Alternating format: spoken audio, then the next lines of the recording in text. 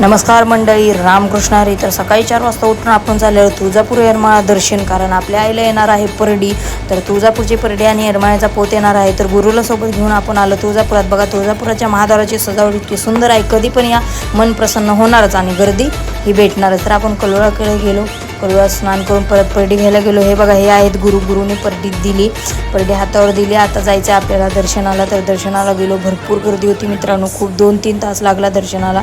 तर हे झाल्यानंतर आपल्याला आहे येडेश्वरीच्या येरमाळ्याला जायचं आहे मित्रांनो. त्या अगोदर बोला आई राजा उदे उदे, येरमाळ्याच्या येडेश्वरीचा उदे उदे. तर येरमाळ्याच्या येडेश्वरीला आपण गेलो. आतमध्ये सिक्युरिटीच्या रिझनमुळे आपल्याला काही देवीचा व्हिडिओमध्ये दाखवता आलं नाही, तरी पण मी तुम्हाला फोटो दाखवते मित्रांनो. ही तुळजापूरच्या आईची धाकटी बहीण आहे, हिचं दर्शन घेतल्याशिवाय दर्शन पूर्ण होत नाही मित्रांनो. हा डोंगर पण बघून घ्या. परत आपण चाललो घरी गेल्यानंतर ह्या देवीच्या परडीसाठी पायघड्या वगैरे टाकावं लागतात. पायघड्या वगैरे टाकलं, परडी आणून देवाऱ्यात ठेवली. तर पूर्ण व्हिडिओ येणार आहे परडी उजळण्याचा, नक्की बघा. धन्यवाद.